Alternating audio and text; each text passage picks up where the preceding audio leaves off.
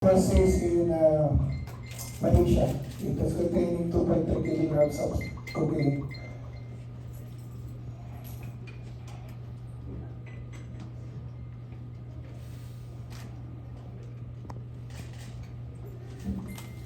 From the media. Yes, sir, please. Kindly introduce yourself, approach the mic. Yung nahuli sa Malaysia, Malaysian authority na ang nag-file ng kaso sa kanila. So under the Malaysian law, that was the arrest was dito Pilipinas.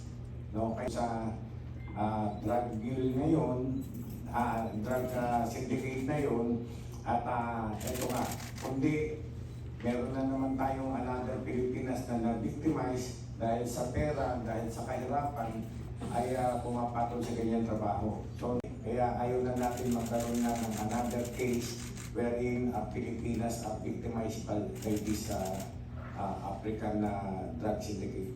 So sir, they will be immediately freed in the next few days, pero with Yes, protection. ng counseling para maintindihan nila na hindi dapat. Thank you, sir. Thank you. Agency or random, paano po yung kanila? Filipino recruiter na nandito sa atin. No? Yun ang nakikipagtulungan ngayon itong dalawa para ma-identify namin yun at mahuli natin. No?